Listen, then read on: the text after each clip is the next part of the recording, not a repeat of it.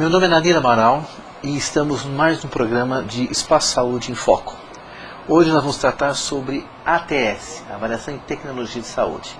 E aqui comigo está a Marília Café, graduada em Direito, ex-diretora executiva da AB Câncer e atual consultora Hard Rock da SEI Consultoria. Marília, é um prazer estar aqui com você, falando sobre ATS, um tema novo aqui no Brasil, em saúde. Então, para nós começarmos a falar sobre a ATS, o que vem a ser avaliação em tecnologia de saúde, Marília? Primeiro, um prazer muito grande estar aqui com você, Nadir. Te agradeço pela oportunidade, espero que eu seja útil aí para... Nós que agradecemos a sua presença. Para o seu público. Muito obrigada. A avaliação de tecnologias em saúde, ela é um processo propriamente de você avaliar os impactos de uma tecnologia de saúde sobre a vida de um paciente, de um grupo de pacientes ou propriamente sobre o sistema de saúde, seja ele público ou privado. Então, ela tem propriamente a função de, dentro de um processo amplo, onde a gente vai pensar na ATS desde o momento do desenvolvimento de uma tecnologia, propriamente no desenvolvimento das pesquisas clínicas, até o momento de uma avaliação de registro, pedido de registro de uma tecnologia de saúde, que você tem que avaliar a segurança e eficácia dessa tecnologia. Você vai ter propriamente a difusão inicial, porque ela vai estar autorizada a entrar no mercado, no caso no mercado brasileiro, e posteriormente uma fase de avaliação de incorporação ou de abandono dessa tecnologia. Todo esse aparato diz respeito à ATS. Sim. Então é um sistema já programado de se fazer uma checagem dos procedimentos de saúde. É mais ou menos por aí que a gente trabalha. Na verdade, procedimentos, a gente pode dizer o seguinte, porque quando eu falo em tecnologias de saúde, a gente está falando desde equipamentos, a gente está falando de medicamentos, de procedimentos cirúrgicos, inclusive, entre outros. Vamos pensar, por exemplo, num teste diagnóstico, ou pensar, por exemplo, numa prótese, para exemplificar, para não ficar uma coisa pouco palpável para quem estiver nos ouvindo, né? E propriamente até sistemas de informação. Quando a gente pensa que hoje, para você ter uma noção integrada da saúde de um país e ter propriamente estabelecer um radar dessa saúde, entender em que bases ela está sendo mais ou menos atendida, se a circulação das informações sobre os pacientes, se ela tem essa circulação se dá de uma forma mais límpida, mais linear ou mais truncada, para tudo isso você pode ter a influência das tecnologias de saúde. E outra pergunta, Marília, quem são e como agem os atores no processo de ATS? Então, a gente pode dizer que os atores do processo de ATS são muitos. Então, se a gente pensar, por exemplo, no início, quando surge propriamente uma pesquisa clínica, você vai ter desde os pacientes propriamente ditos, que estão lá como o objeto dessa pesquisa, ou participando dos CEPs, dos Comitês de Ética em Pesquisa, junto com outros profissionais de saúde propriamente, o médico que acompanha essa pesquisa, acompanha o desenvolvimento dela ao longo do processo, o advogado da instituição avaliando todos os aspectos jurídicos, você pode ter até sociólogos, assistentes sociais, que vão avaliar os aspectos, por exemplo, do significado daquela pesquisa naquela comunidade, naquela cultura, naquela sociedade. Então, assim, se a gente pensar no processo inicial, você tem esses atores. Você pode pensar em outros atores, por exemplo, uma universidade que propriamente não só é voltada para o aporte de conhecimento. Que tipo de conhecimento? Os conhecimentos científicos, as literaturas médicas sobre um dado tema, uma dada área de observação. Os centros de pesquisa, onde você vai desenvolver propriamente tudo isso, pesquisas, centros públicos e privados. Você vai ter as associações de pacientes, as organizações da sociedade civil sem fins lucrativos que têm um olhar específico para necessidades de grupos de pacientes por patologias normalmente, e que vão tentar trazer o conhecimento, a vivência, a experiência deste paciente para dentro da avaliação de tecnologias como um todo, para que essas informações interajam com as evidências científicas produzidas, com as evidências clínicas que vêm dentro de consultório, do acompanhamento desses pacientes, ou seja, é uma coisa muito ampla. E também a gente não pode deixar de trazer as autoridades da saúde, que são importantíssimas, porque as autoridades da saúde, entre elas você tem, por exemplo, o próprio Ministério da Saúde, Secretaria de Atenção à Saúde, de Ciências e Tecnologias, Insumos Estratégicos. Você vai ter, por exemplo, a ANS, Agência Nacional de Saúde Suplementar, que vai trazer o aporte da saúde suplementar, porque são justamente os que fazem a coordenação desse sistema. Ou seja, você tem é uma grande riqueza, na verdade. São N atores que participam dessa avaliação, né? E não tem assim o mais importante, o menos importante. Todos interagem dentro do seu segmento com a mesma importância, né? Exatamente. Então, assim, a gente, na verdade, eu acho que esse conceito de ATS ele é relativamente novo no Brasil, mesmo no mundo. Pouco mais de 10, 15 anos. Aqui no Brasil? No Brasil desde 2004, na verdade, é muito mais recente. É muito mais recente. E isso no mundo já tem mais de 10 anos? Já tem mais de 10 anos. E dependendo do país, até mais do que isso, 15, 20 anos, mas assim, com níveis de desenvolvimento, implantação diferentes, né? Agora, se você pegar no nosso país, eu acho até que é bastante exitosa a atuação do Ministério da Saúde nesse sentido, porque ele foi procurar lá fora as experiências, por exemplo, da Inglaterra, do NICE, países que têm já tradição, e ele tentou trazer, ou vem trazendo para cá, tentando incorporar o melhor desse sistema. Só que, onde está o diferencial? Se você pegar a Inglaterra, ela tem uma tradição, e a tradição o tempo de experiência é muito relevante para você avaliar o sucesso ou não dessa iniciativa. Então, o Brasil ele ainda ele tem experiências assim muito recentes, mas que a gente não pode deixar de atribuir o valor. É um valor muito grande, porque a gente vai ter com isso uma racionalização dos recursos no sistema de saúde, que as necessidades são imensas, né? Você tem muitas necessidades, você tem um número de pessoas e de pacientes e de dificuldades de âmbitos diferentes e de custos diferentes. E tudo isso tem que ser equacionado no sistema de saúde como um todo, no sistema público e no sistema privado, que tem que ser tratados em conjunto. A gente não tem também como segmentar essa. Se você não consegue medir propriamente o impacto que isso está tendo, uma vez que o tempo inteiro você tem um confronto do recurso que é usado no público, do recurso que é usado no privado, e muitas vezes o privado não dando conta, de novo o custo vai recair no público. Porque é um direito do cidadão brasileiro. É saber equalizar, né? É ter as medidas, né? Saber utilizar e saber como é que está sendo bem gasto ou não determinados recursos de saúde, né? Eu acho que é exatamente isso, né? Porque eu acho que a gente está num cenário atual assim, global, em que a gente defende e o tempo inteiro persegue o que? A sustentabilidade, né? E a sustentabilidade da saúde, como em várias outras áreas, ela pressupõe um mapeamento das necessidades de um lado, dos indivíduos, dos cidadãos, e do outro lado o aporte de recursos disponível para o atendimento dessas necessidades. Então tem que haver uma inteligência muito grande e humana, mas também racional, sobretudo humano, porque quando a gente está falando de saúde, em primeiro lugar a gente tem que olhar esse cidadão no íntimo dele. Acho que ele não tem uma área mais sensível do que a área de saúde. Você está lidando com vida e morte. Isso. E os medos, os seres humanos. Então, em primeiro lugar, o aspecto humano.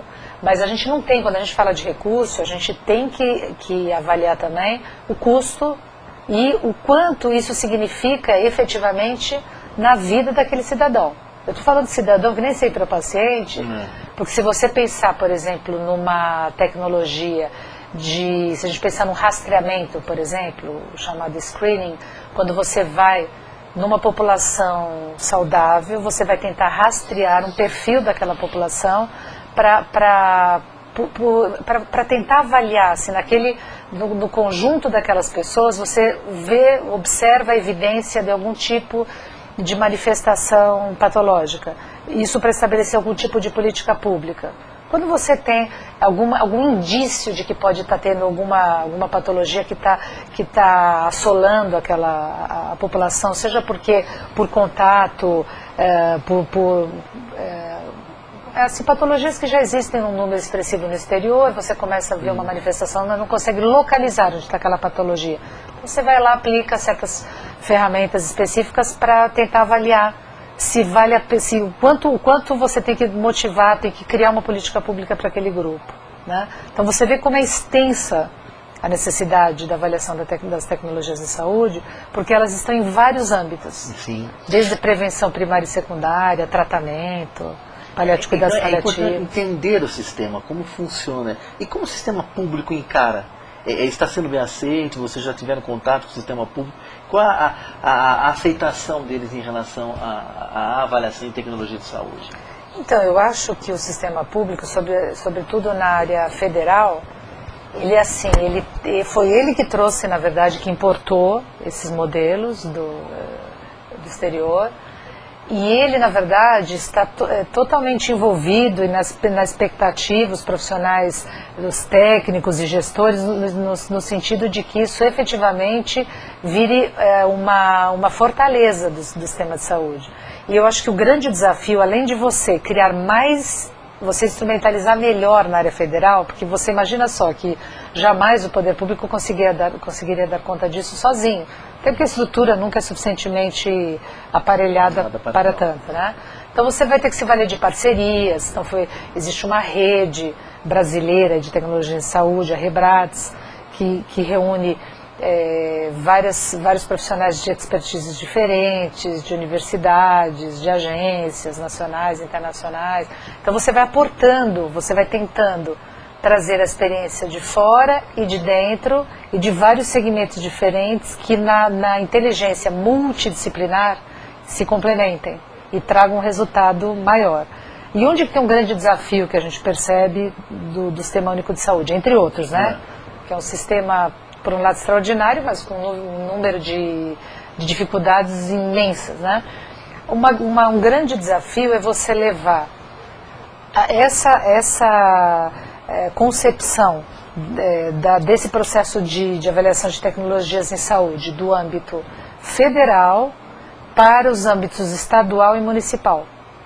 Porque, na verdade, sendo o nosso país uma federação e o SUS sendo marcado pela descentralização, você tem que criar estruturas com um aparato de capacidade de gestão do SUS, que, entre outros vários serviços, tem que conter também um processo de avaliação de tecnologias em saúde descentralizado. Então você tem que criar uma mini CITEC,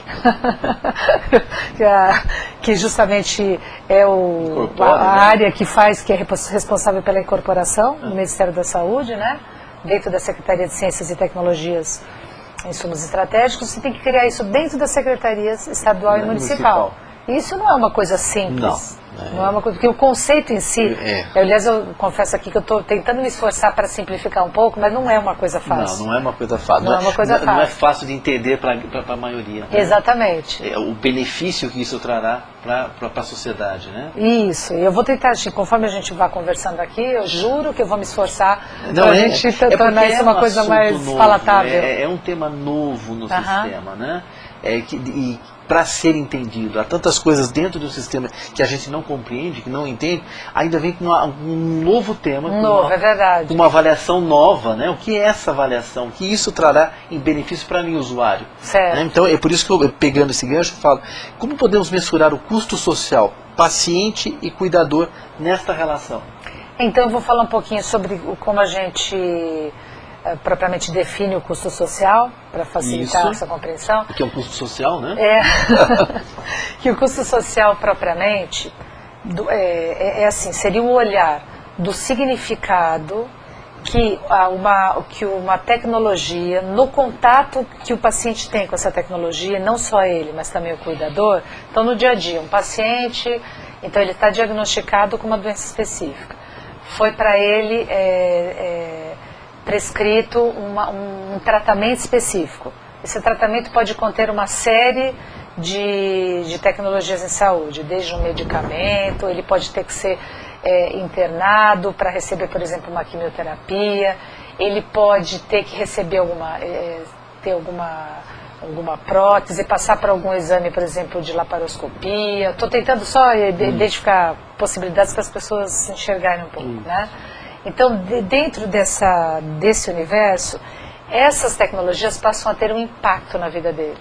Então, a partir do momento que uma pessoa entra na condição como paciente, ela, lógico, continua sendo aquele mesmo indivíduo, porém ele tem um desafio e dificuldades a serem transpostas.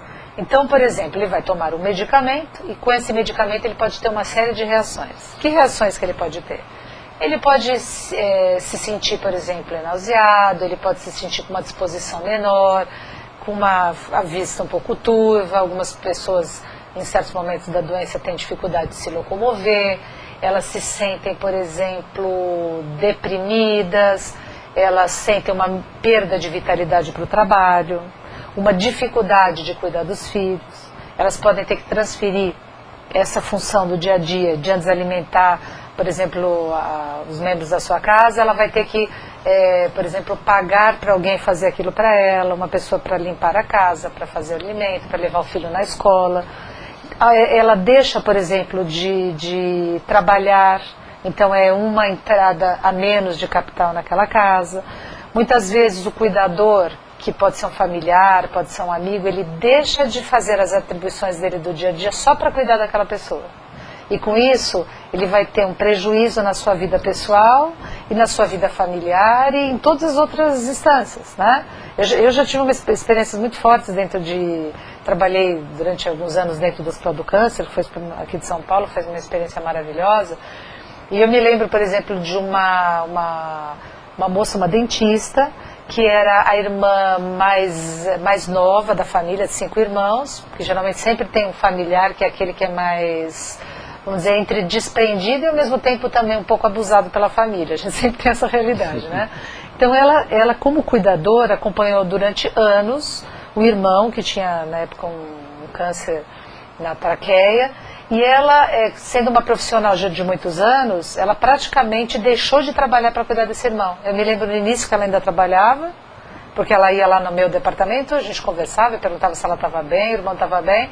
Aí ela tinha que correr e dividir o tempo entre o irmão e o trabalho. Com o passar do tempo, eu a via cada vez mais no hospital e ela acabou de me relatando que ela tinha provisoriamente fechado o consultório dela. Imagina a repercussão disso. E que ela mal passava na casa dela.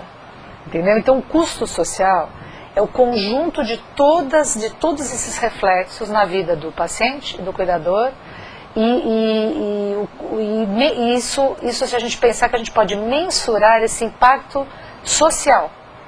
Então, uma pessoa a menos ativa no mercado de trabalho, uma pessoa a menos, no sentido de uma pessoa com prejuízos na sua capacidade de se envolver com a comunidade.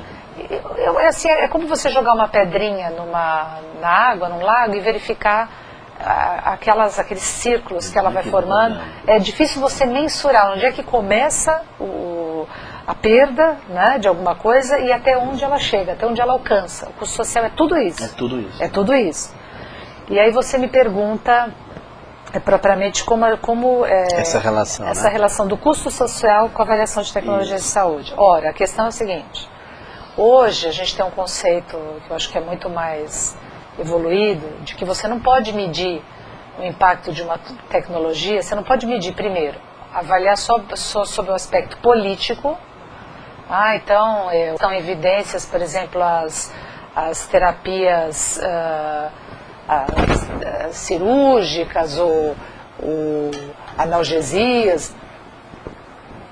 Então a gente vai pensar sobre o que é que chama mais atenção, o que é a Organização Mundial de Saúde, vai olhar sobre o aspecto clínico, sobre o aspecto científico e vai dar evidência para isso. Ou o que vai atrair mais eleitores nas próximas eleições, então eu vou fazer uma coisa de grande espectro como tomador de decisão, como político, e eu vou colocar no ar algo que chama a atenção de todo mundo, e eu estou garantido nas próximas eleições.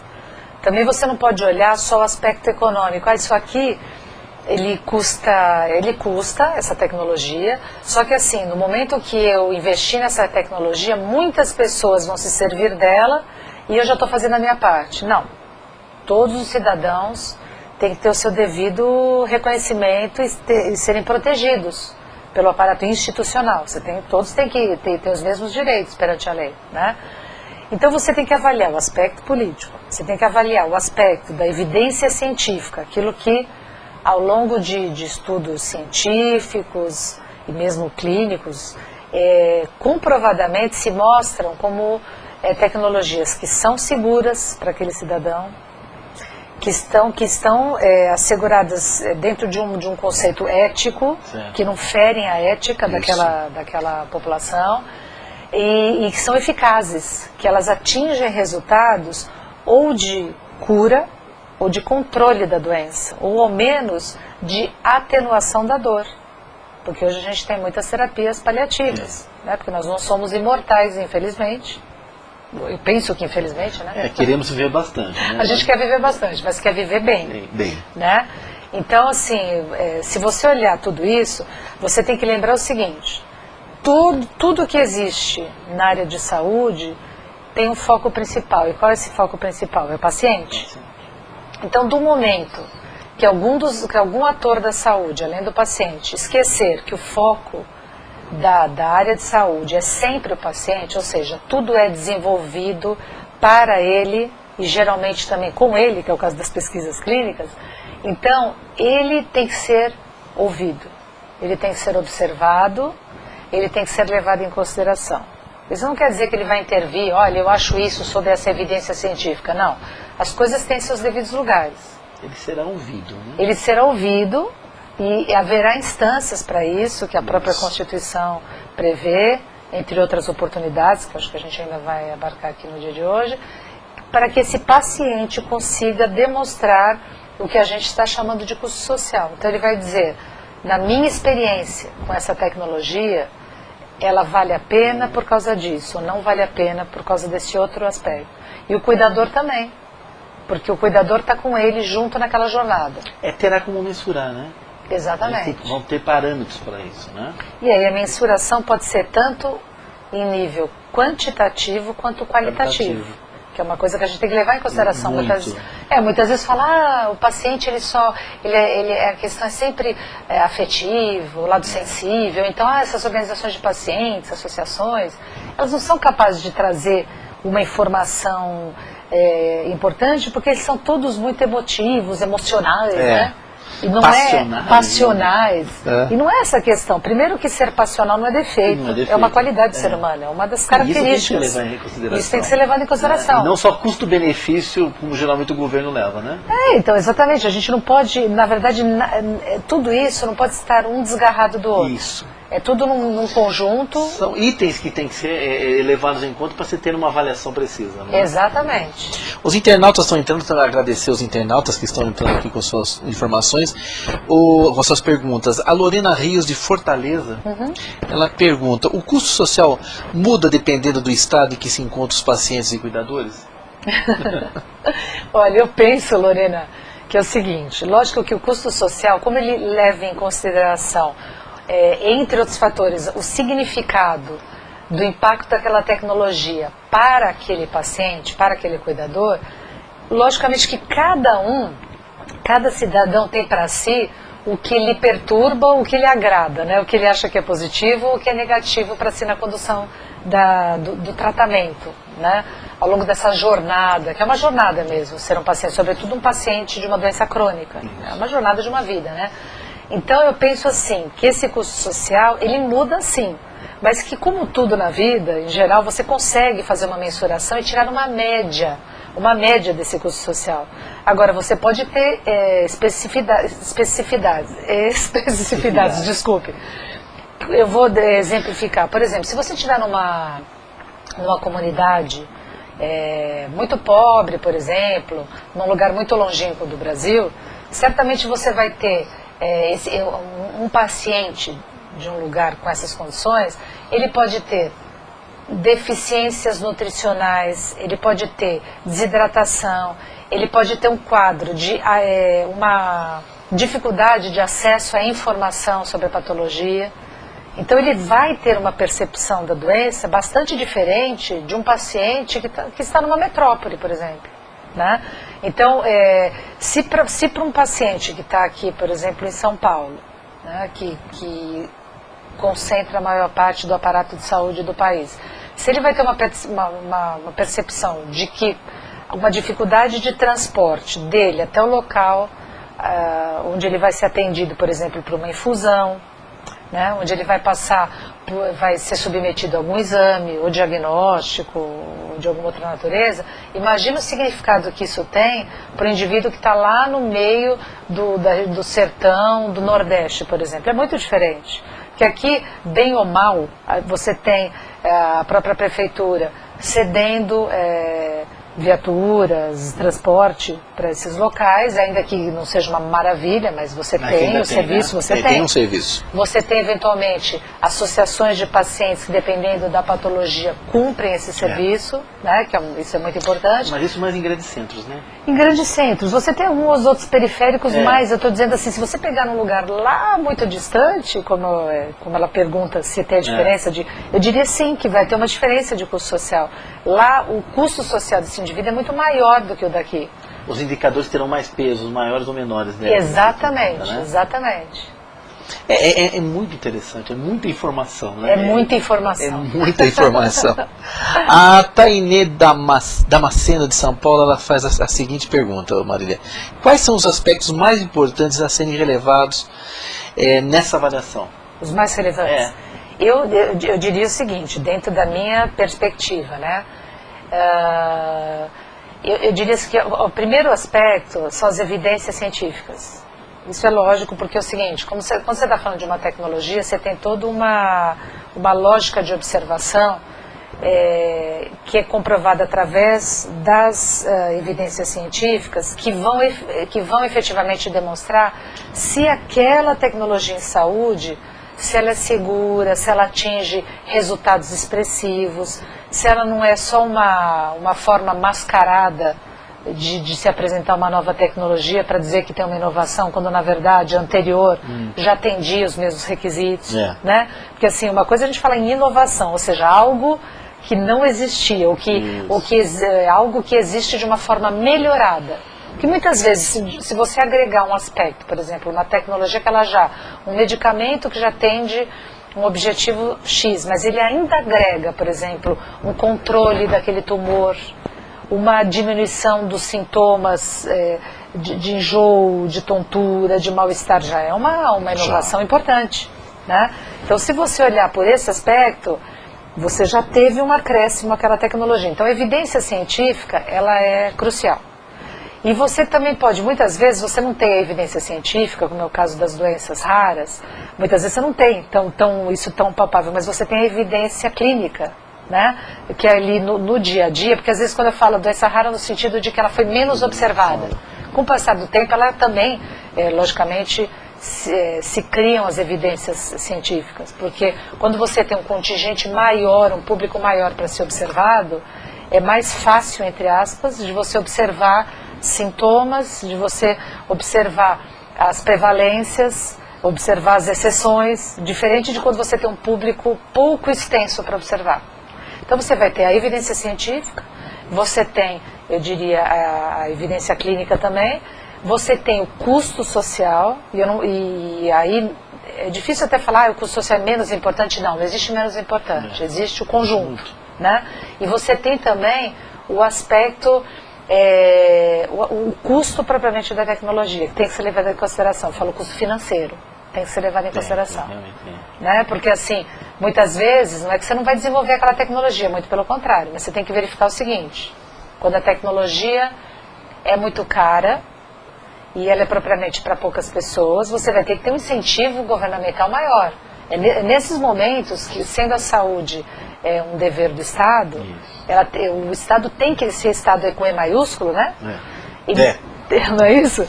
Ele tem que ter um olhar em que ele tem que observar, bom, Se para o mundo competitivo, aqui, o mundo do capitalismo, não é interessante o desenvolvimento dessa tecnologia, é, no entanto, meu dever fazê-lo. Então, ele vai ter que investir um capital no desenvolvimento dessas tecnologias, ele vai ter que desenvolver os seus centros de pesquisa, vai ter que trabalhar em parceria com as universidades, e ele propriamente vai ter que cumprir esse papel. O que a gente não pode permitir, que a população não pode se isentar da pressão e da discussão do que ela considera essencial. Eu tive até uma experiência muito bacana, Nadir, que entrevistando um representante do CONAS, né, o Conselho Nacional dos Secretários de Saúde, que é sediado lá em Brasília, que eu acho que é um órgão muito sério e importante aqui do nosso país, eu não me lembro propriamente qual foi a pergunta que eu fiz para eles sobre avaliação de tecnologia de saúde, e ele me disse assim, que na verdade, essa questão da atenção à saúde, quem tem que dizer qual é a prioridade da saúde é a população.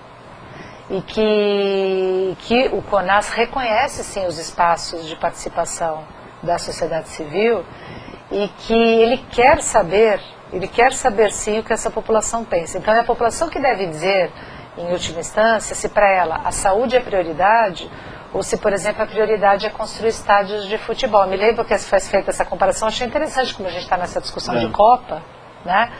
Então ele disse assim, olha, Marília, nenhuma autoridade no fundo, é lógico que tem as questões políticas, né, onde nós é ingênuo, mas nenhuma autoridade, não é ela que diz o que é prioritário, ela tem que ouvir a população e aí ela diz, aí ela faz a contrarreferência, olha, eu apurei que a prioridade é essa.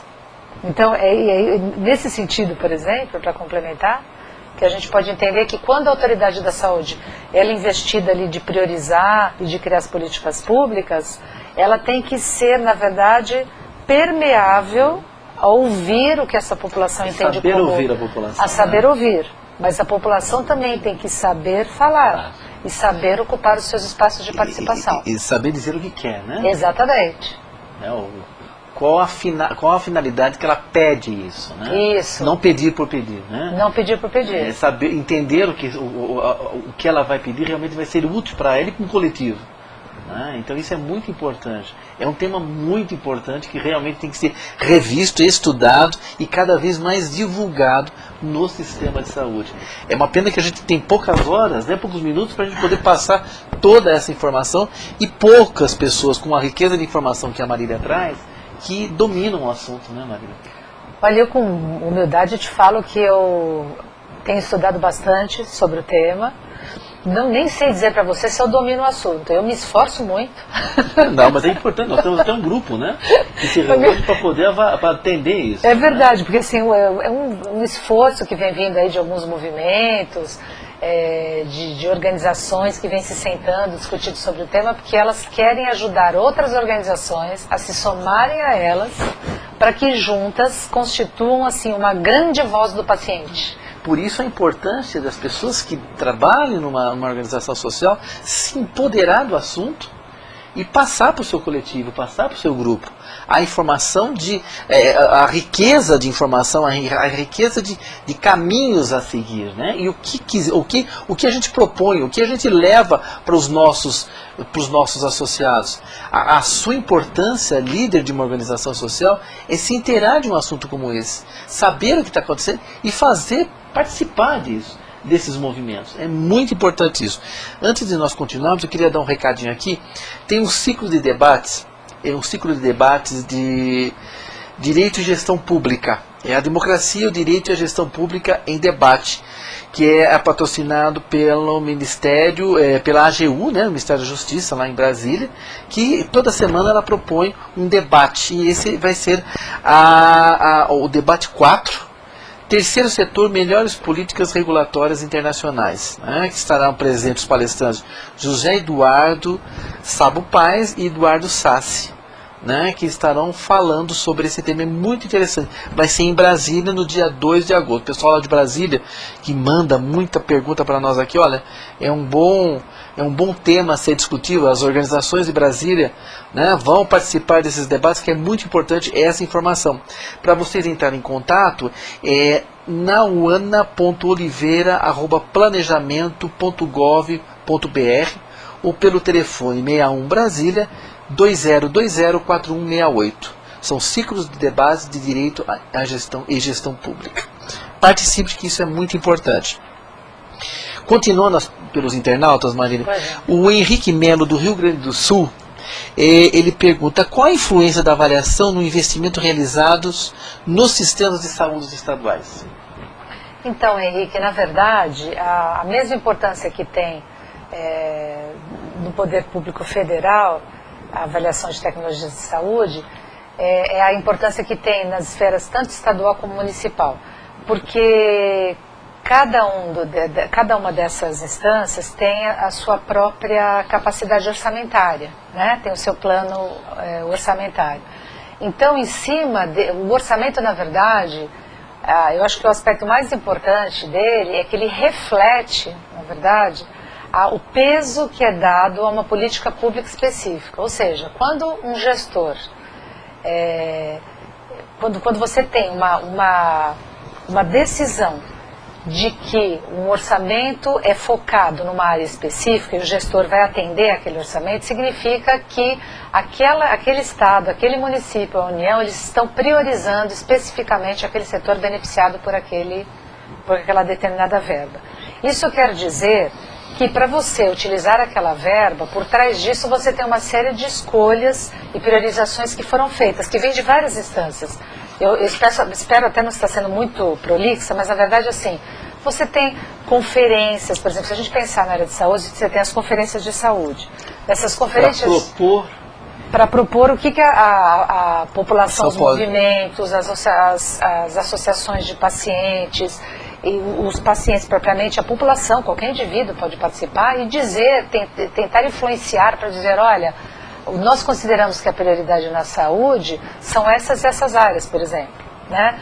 Isso tudo vai sendo pactuado em várias instâncias. A gente vai ter a participação depois de conselhos municipais de saúde, de conselhos estaduais, do Conselho Nacional de Saúde. Você vai tendo várias pactuações, inclusive com conselhos de gestores, até chegar no momento, estou dando uma visão geral, porque senão a gente não vai conseguir trazer a mensagem principal, até chegar no momento em que é declarado propriamente quais são as prioridades da saúde daquele município, daquele estado ou da União, né? Então, por exemplo, os próprios PACs da saúde, que hoje são esses nomes de aceleração do crescimento do governo, eles traduzem dentro de si, para quem tem acesso e faz a leitura deles, eles traduzem a política de governo dentro de focos, dentro assim, de aspectos prioritários da saúde que foram elencados naqueles períodos. Então, a sua pergunta, eu diria o seguinte: avaliar a tecnologia de saúde em nível estadual significa pensar dentro de um recurso específico, ajudar a pensar e a selecionar quais são as principais tecnologias em saúde a serem utilizadas ou disponibilizadas para aquele determinado público, atendido por aquele estado. Eu espero ter conseguido traduzir um pouco mas isso é a mesma coisa, o que acontece na União deve se replicar nos estados e nos municípios, dentro de uma esfera de autonomia que esses entes federativos têm. A Vanessa Soares, de Santo André, ela faz a seguinte pergunta, Marília: o que fazer para criar a consciência da população para priorizar a saúde? Olha, Vanessa, pergunta boa, né? Essa sua pergunta é extraordinária. Eu vou tentar, assim, humildemente dar a minha contribuição, mas eu diria o seguinte: a consciência, ela vem sempre através da educação. E, na verdade, toda e qualquer área da ciência, qualquer área da tecnologia, da informação, tem que ter por trás a educação. Então, eu diria para você que a gente, na verdade, assim, nós deveríamos ter nas nossas grades educacionais aqui do país matérias ligadas a direito e cidadania, a consciência política. As pessoas deveriam entender, o cidadão brasileiro já devia ser formado dentro de uma consciência de que sem atuação política não existe transformação, porque não existe participação. Não existindo participação, você não manifesta aquilo que é importante para você como cidadão, né? Então eu diria assim que a consciência vem através da educação. Agora, uma coisa, um mecanismo constante da sociedade para ajudar nisso tudo, já que você vai falar, Marília, mas e agora? A gente já está lá na frente. Eu, por exemplo, não sei quantos anos você tem, mas se você já passou dessa fase toda aí de formação, então, teoricamente, a gente já perdeu esse pé, né? Então, eu acho que, assim, tem sempre a informação, que é um aliado importantíssimo. Hoje a gente tem, além de todos os meios de comunicação, a gente tem essa maravilhosa internet, a gente tem as redes sociais, tudo isso tem que ser otimizado, né? Tem muita gente que fala de rede social, acha lindo, Facebook, acha lindo Twitter, mas qual é a utilização que faz disso? A gente fala muito de networking, mas espera aí, o que é networking? É só ficar batendo papo? Não, não é. O networking eu acho que é uma coisa, ele é muito mais construtivo. Você pode ter um networking sim para diversão, todo mundo, vamos fazer juntos, vamos sair juntos, todo final de mês a gente se encontra, vai bater papo, vai se divertir, eu acho isso maravilhoso. Mas se o objetivo é discutir questões mais focais, como por exemplo a saúde, você pode fomentar discussões específicas de aspectos que angustiam muito a população nessa área. Então, é usar a informação, é usar os meios de comunicação, é se relacionar com todos os tipos de mídias, né? E tocar os vários setores. Se você é mãe, participar de reuniões dentro daquela escola e levá-la para dentro da coordenação pedagógica, o interesse, a necessidade de se difundir o tema da saúde lá dentro. Né? Hoje, sim, o que mais assola a população mundial? Doenças crônicas, porque a população está envelhecendo, nós somos suscetíveis a muitos aspectos de risco, né? Hoje a gente tem questões ambientais que estão imperando aí sobre a humanidade já faz um bom tempo, né? E a gente não sabe se está comendo um alimento limpo ou um alimento contaminado. A gente não sabe se está respirando um ar limpo ou está respirando chumbo. E, enfim, a gente não sabe se está tomando uma água radioativa ou uma água límpida. Então, tudo isso... Nós estamos tomando uma medicação, né, que traga mais benefício ou não. Ou não. Né? Tudo isso entra a TS. Tudo isso entra a TS. Pressupõe. Tudo isso entra não é? Tudo isso entra a TS. Para você ver, aqui de um modo simples, nós falamos a importância de um ATS, de uma avaliação em tecnologia de saúde. Tudo isso entra a ATS. E essa é a proposta do Espaço Saúde em Foco. Nesses espaços, passar informação, passar esse conteúdo para que você, sociedade civil, se empodere, pesquise, procure informar. É mais um caminho, é mais um instrumento para você avaliar. É isso mesmo. A Júlia Ferrer, de Salvador, na Bahia, ela faz a seguinte pergunta, Marília. Quais foram os maiores resultados já obtidos por essa avaliação aqui no Brasil? Se você já tem alguma literatura, alguma pesquisa. Olha, Júlia, confesso a você que fala assim, objetivamente, eu vou tentar traduzir para você algumas experiências que eu tenho tido assim do cotidiano, do meu trabalho, mas eu diria para você o seguinte, eu vou dar um exemplo, por exemplo, da área de câncer de mama, que eu trabalhei um bom tempo na área de câncer, e a minha organização, que à época eu liderava, que eu dirigia, que é a Associação Brasileira do Câncer, ela esteve muito envolvida com aspectos ligados a uma possível prevenção primária, que até prova em contrária não existe, infelizmente, no câncer de mama, mas da prevenção secundária, o diagnóstico precoce propriamente, que esse existe sim, né? E linhas de tratamento. Então, onde é que entra propriamente a questão aí da ATS exitosa? Por força de observação, de rastreamento em alguns países desenvolvidos, por exemplo, Canadá, acho que mesmo Dinamarca, entre outros países de primeiro mundo, observou-se que a mamografia deveria ser realizada como exame de detecção precoce já a partir dos 40 anos de idade nas mulheres. Porque as mulheres são muito mais, elas têm uma incidência muito maior de câncer de mama do que os homens, que também tem, mas as mulheres têm muito mais. Então isso fez com que, aplicadas essa ferramenta de tecnologia de saúde, de avaliação de tecnologia de saúde, que é o rastreamento, isso comparado, por exemplo, aqui no Brasil, por observação clínica, porque aqui você não tinha nenhum rastreamento nesse sentido, mas os médicos no dia a dia, mastologistas, ginecologistas, observando o crescimento de mulheres com incidência de câncer de mama e idades inferiores a 50 anos, eles começaram a reportar isso ao próprio governo, aos sistemas de informação. E onde é que foi o êxito? Você tinha o parâmetro propriamente do Ministério da Saúde, era de que mulheres acima de 50 anos fossem submetidas ao diagnóstico precoce através da mamografia, né? E por isso, então, isso é um protocolo. Esses protocolos, eles passam diretrizes de atendimento para os profissionais de saúde sobre como atuar naquele aspecto da saúde. Então, se uma mulher chega no posto de saúde e ela quer passar por exames preventivos, então ela é orientada pelos vários profissionais e entre esses exames iriam dizer para ela, olha, quantos anos a senhora tem? A senhora tem 50 anos? Então a senhora nós vamos fazer um pedido aqui de mamografia. A senhora tem 45 anos? Não, então nós não vamos solicitar, não solicita o exame de mamografia. Através de todo esse aparato aí, entre experiências internacionais e nacionais, a própria Sociedade Brasileira aqui de Mastologia, entre outros médicos e cientistas de universidades brasileiras, concluíram que eles deveriam modificar esse protocolo.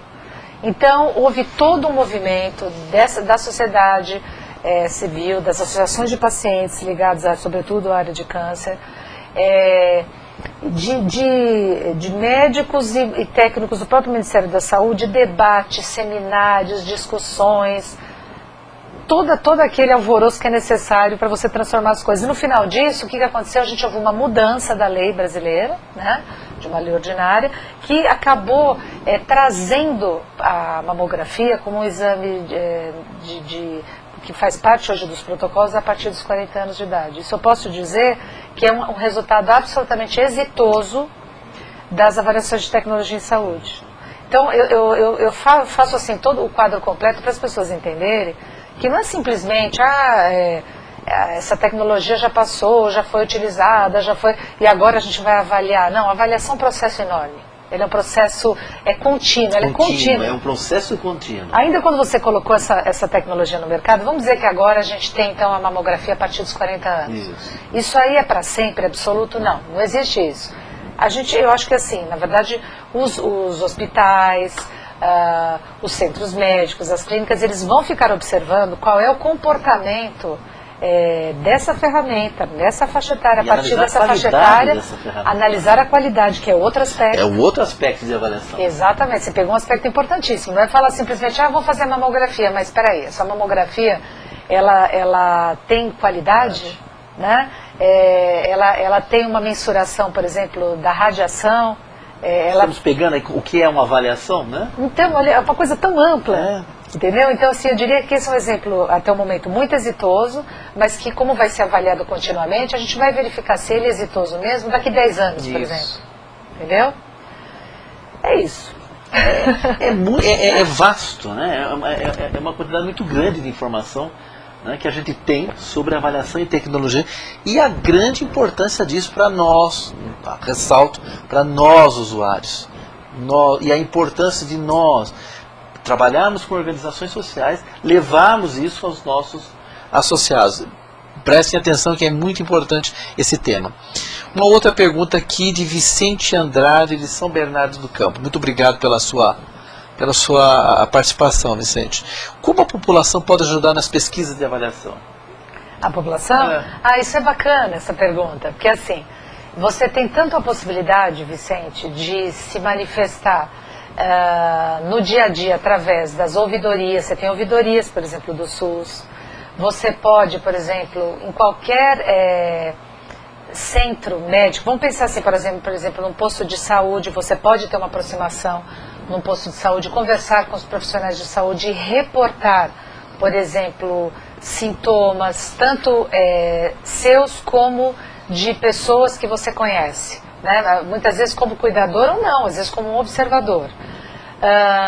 Nos próprios hospitais, através de consultas públicas. Por exemplo, quando a Agência Nacional de Saúde Suplementar, a cada 2 anos, ela vai reavaliar o rol de procedimentos.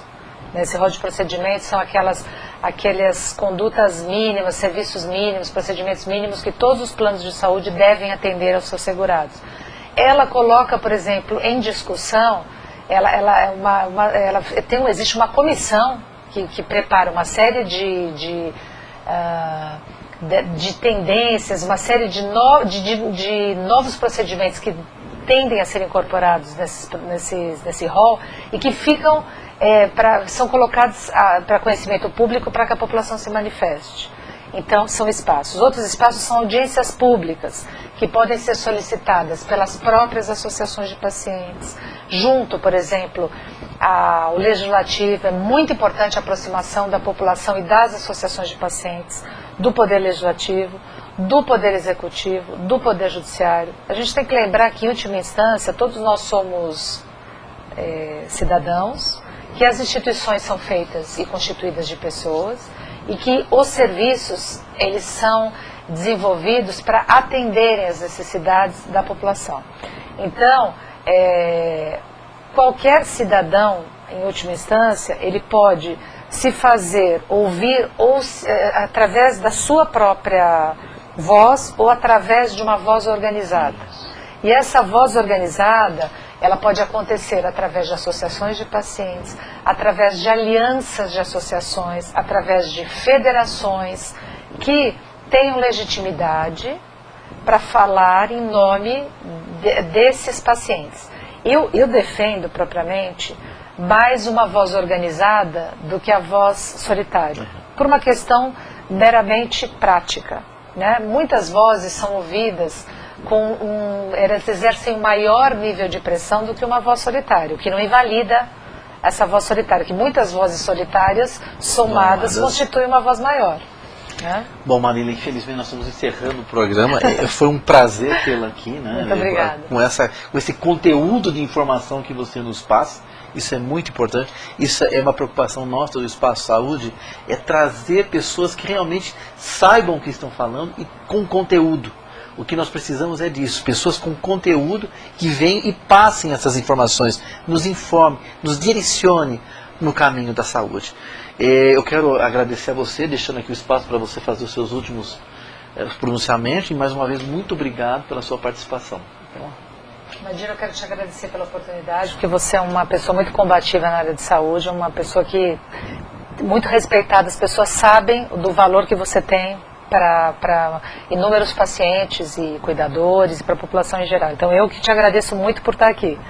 Eu acho que como consideração final, eu diria assim, que muito embora o tema ATS pareça distante e difícil para as pessoas, que ele é necessário que as pessoas se apropriem do conceito e que elas se façam ouvir e que elas efetivamente ocupem seus espaços de participação. Os conselhos de saúde são espaços importantes de participação política. Eles têm participação não só da sociedade civil, mas também dos trabalhadores da saúde, do governo. E são nesses espaços que acontecem propriamente o diálogo social, que é um diálogo de interação entre a sociedade civil e o Estado, onde as pessoas se ouvem, se entendem e com isso pode estabelecer um consenso, um pacto social. E muito obrigada, espero ter sido útil aqui para tantas pessoas que carecem de saúde e que merecem ter mais saúde. Muito obrigado pela sua participação. Eu quero agradecer aos internautas. Tem várias perguntas aqui que ainda chegaram e não deu para você responder. Eu tinha também outras perguntas aqui que não vai dar tempo de serem respondidas, mas realmente é essa a proposta do Espaço Saúde em Foco. É trazer a boa informação, a informação com conteúdo, para que nós usuários, porque todos nós somos usuários, saibamos como trabalhar na saúde, saibamos como nos articular na saúde. E não esquecemos que juntos somos uma força muito grande. E somos nós que mudamos, mas com uma mente consciente, sabendo o que queremos. Na próxima terça-feira traremos um novo tema que está na mídia social, que são os blogs. Os blogs na saúde, como usar o blog como um meio de comunicação na saúde. Mais uma vez, muito obrigado e até a próxima terça-feira.